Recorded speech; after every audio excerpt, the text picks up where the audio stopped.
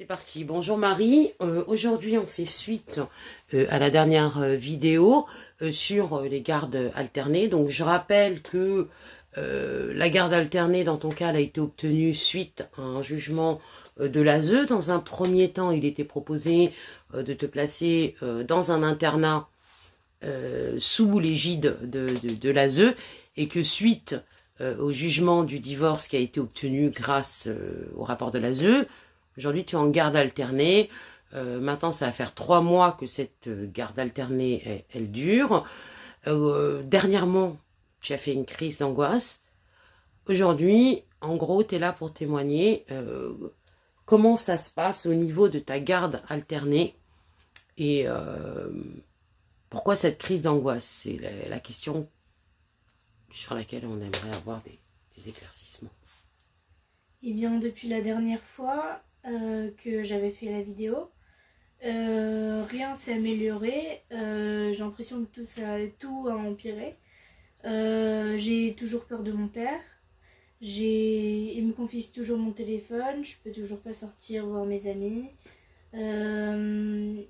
Il m'empêche. En fait, j'ai pas de liberté comme avant, toujours pas. Et je pense que la crise d'angoisse, je l'ai fait parce que j'ai accumulé justement de l'angoisse, de la peur chez mon père et tout est ressorti d'un seul coup comme ça. Et j'ai pas pu contrôler, je l'ai fait en classe même. Mais je pense que c'est pour ça que j'ai eu la crise d'angoisse. Aujourd'hui, ton souhait, c'est quoi? C'est de continuer ton chemin dans cette même architecture, c'est-à-dire rester en garde alternée, ou tu aurais envie que ça se passe autrement? Explique-nous un peu, toi, ce que tu aimerais, quoi. Parce que j'ai l'impression que tu n'es pas tellement entendu. Bah, en fait, la garde alternée, je pourrais jamais la garder parce que ça me fait. Ça a beaucoup trop de. Comment je peux dire ça? Ça me fait avoir des maladies psychosomatiques comme des maux de tête. J'ai déjà eu des migraines, des maux de ventre et même la crise d'angoisse. Ça prouve que je suis pas bien en garde alternée et du coup, j'aimerais bien retourner en garde exclusive chez ma mère. Et ça, tu l'as déjà exprimé, je veux dire, le fait de vouloir retourner chez ta mère en garde exclusive, tu l'as Oui, exprimé à la juge, à ton père, est-ce que tu l'as exprimé? oui, j'ai déjà dit à mon père, bon, j'ai pas revu la juge, mais j'ai fait tout pour. Mm. J'ai fait plusieurs lettres, je l'ai dit à mon père du coup, même s'il n'a pas vraiment réagi. Mais apparemment, mes lettres ne servent à rien, parce que j'en ai fait quand même. J'en ai fait 3 des lettres, et je peux toujours pas être entendue. Et même ma psy, elle m'a dit que je pourrais pas être entendue, parce que selon elle, je suis pas en danger chez mon père, et que du coup, je pourrais pas retourner en garde exclusive. Mais au point de faire une crise d'angoisse, d'ailleurs je crois que j'en avais fait plusieurs des crises d'angoisse, au point de faire des crises d'angoisse et d'en avoir des tombées malades en fait, je trouve que je pourrais être en danger en fait. Et tu trouves ça normal qu'on te dise que de toute façon c'est irréversible, c'est-à-dire qu'on ne peut pas revenir en arrière et que ton souhait à toi ne soit pas du tout entendu? 3 lettres, ça me semble être quand même beaucoup. T'as pas reçu de réponse? Mais j'ai l'impression qu'en fait les gens ils m'écoutent plus. J'ai l'impression qu'ils en ont marre et qu'ils veulent se débarrasser de moi parce que ça dure trop longtemps. Sauf que ils vont. Enfin.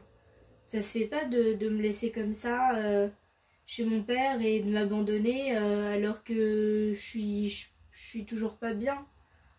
Le seul moyen que je sois à peu près bien, c'est chez ma mère du coup.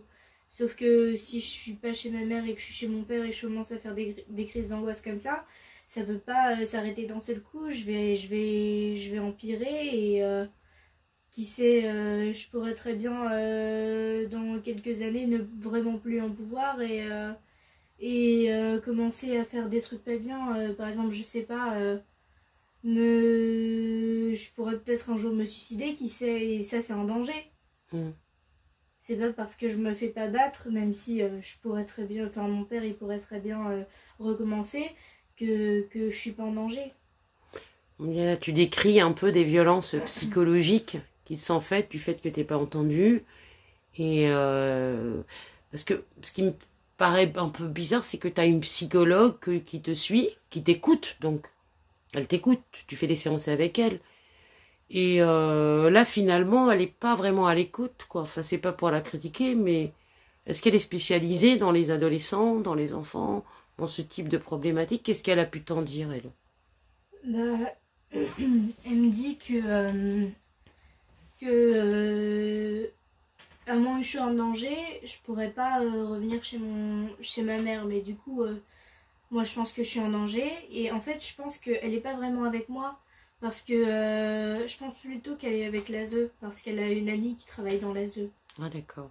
On comprend donc ces réponses. Qu'est-ce que tu voudrais dire à la juge, toi, pour essayer de trouver, en tout cas, un endroit, allez, être dans l'endroit qui te convient le plus pour ne plus, justement, avoir affaire à ces crises d'angoisse et à ce mal-être que tu es en train de décrire?